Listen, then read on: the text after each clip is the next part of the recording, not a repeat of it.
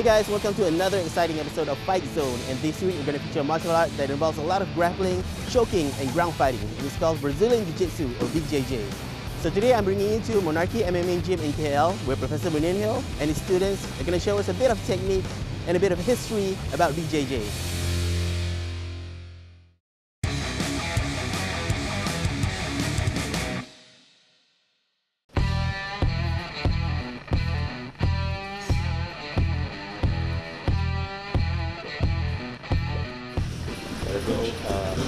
I'm here to learn about Brazilian Jiu-jitsu.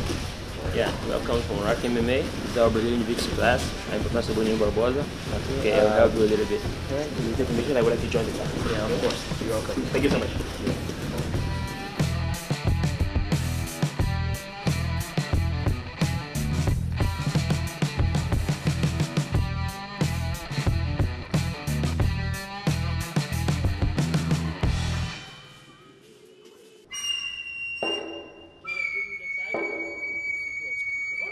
The origin of Brazilian Jiu-jitsu is Japanese. Okay, it came from Japan, but the Mitsuyo Maeda used to travel around the world. Okay, doing business and fighting. So he managed to get in Brazil, and then he met some members of the Gracie family. So in Brazil they developed more the techniques. Like Gracie, he changed a little bit of techniques. He introduced some more leverage to adapt to his body type, which he was his weight around 64 kilograms. So there was some technique that he couldn't do because it requires a lot of strength. So he was not able to do so by himself. Out of his mind, he decided to change some stuff, some angles. So he added some leverage in the technique. So he changed everything. So that's the origin of Brazilian Jiu-jitsu. So Gracie changed the whole story. Before it was only one thing, back in Japan. So all those martial arts was just one thing, So they split a little bit. So that's the part of what we know. But there's a lot of stories, We don't know 100% of what happened, But we just know that Mitsuyo Maeda went to Brazil and then doing business with some members of the Gracie family. So he taught them the jiu-jitsu. It was not Brazilian jiu-jitsu at that time.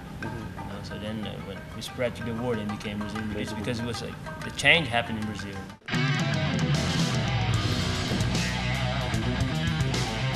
I've been practicing Brazilian Jiu-Jitsu for 17 years.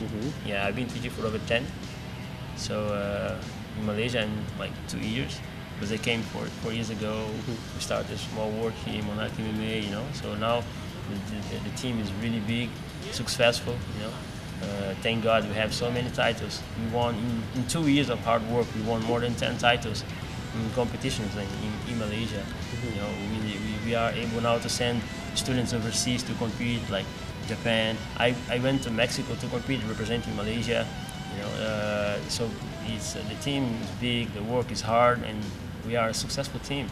So how long does it take to to get a black belt in Brazil? 10 to 12 years. 10 to 12 years, yeah. Provided with... Yeah, you have to train hard.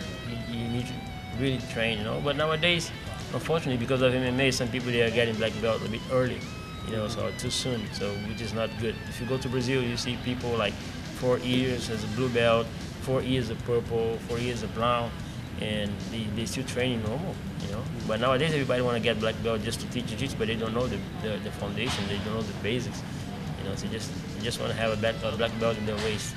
So it's for us in Brazil, we don't understand that. You can master jiu-jitsu. Doesn't matter how long you train, there is always something changed. So we always change something. There's always something new to learn, So it's not something that you can write a book and teach out of a book or out of a DVD. In jiu-jitsu you cannot do that. It's for life,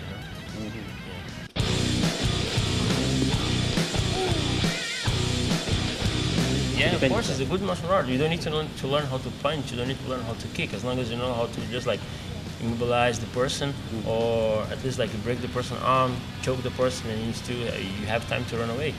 As long as you're alive, you avoid the thing punching people. The guy can punch you back, And what if they in a fight? Most of the time they go to the ground, and we know what to do on the ground. We are specialists in fighting on the ground, So when the other martial arts, where they stop, we start, So this is jiu-jitsu is very effective, self-defense. Self-defense. You know, you need to be able to get out of a fighting situation, aggressive situation, without getting hurt. That's the most important. You know, as they say, the fight most of the time goes to the ground. Whoever knows how to fight on the ground will be successful, right? So if I fight someone who doesn't know jiu-jitsu, and then go to the ground, he's in trouble with me, right? So jiu-jitsu, I know how to take someone down, bring to the ground, bring them to my word. So I don't want to fight someone against someone who is like a Muay Thai specialist. I don't want to punch him, I don't want to kick him. I know he's going to kill me, right? So I need to bring him to my word. So or we engage, we go to the ground, and then in the ground I can do what I know.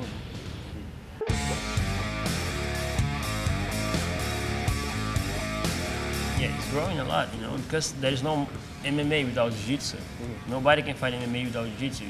You can fight 1 or 2 fights, maybe, you know, but you have to learn Brazilian jiu-jitsu to be able to go further, you know. And here in Malaysia, as we have the MMA events, so the growth of jiu-jitsu is really fast, you know. And then you see a lot of people, a lot of good talents coming. They come to the gym, they stay, they train, you know, and then they go for Brazilian jiu-jitsu competition. It's like, if they want to fight MMA, they have to compete in Brazilian jiu-jitsu to understand the concept of competition, how hard it is, and the hard work and everything. You know, we have a lot of things to do before you go for your first fight in MMA. In Brazil, beginner don't fight MMA. You have to have a base, at least a background. So most of the people who start fighting MMA, they have jiu-jitsu as their background. Because when things go hard in standing, you bring to the ground and then you win. That's what we do.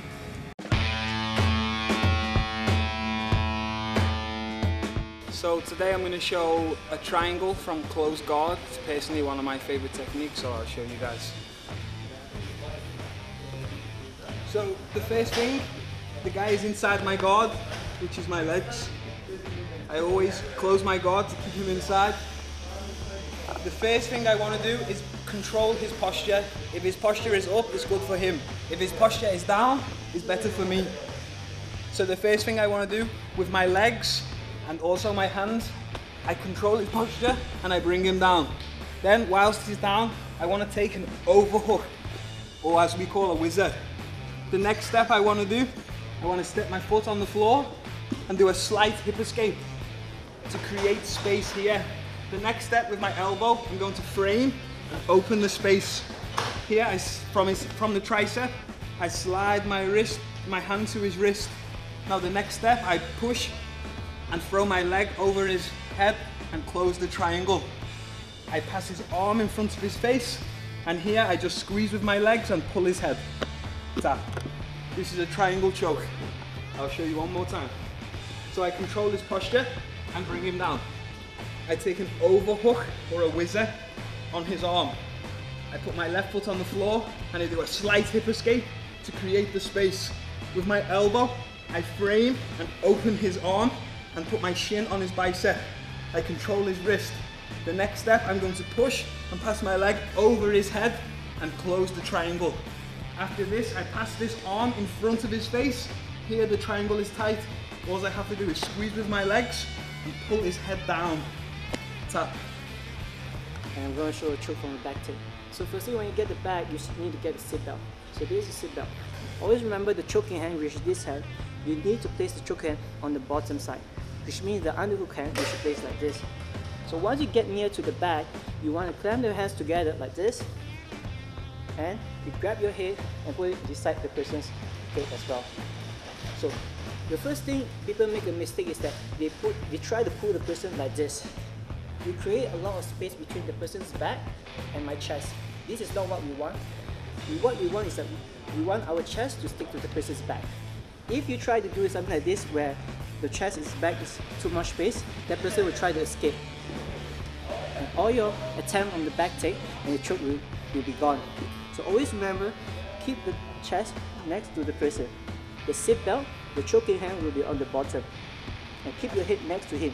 You don't place your head here, but you place it right here.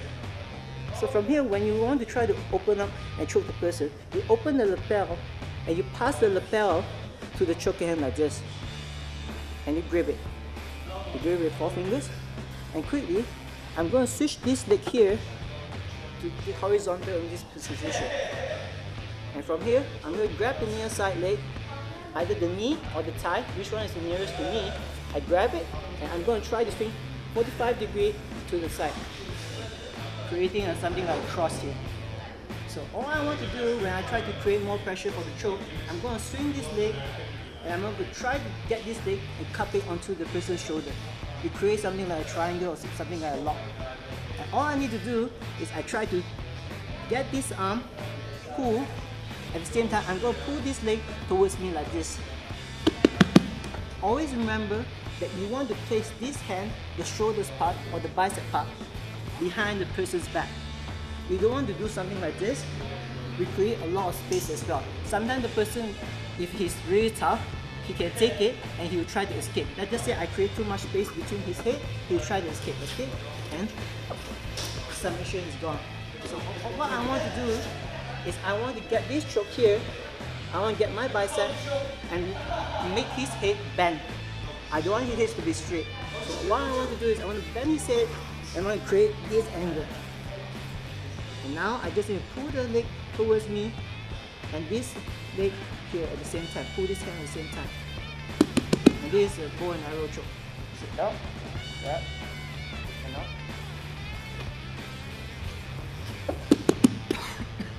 Alright guys, that's the bow and arrow from the back. Thank you.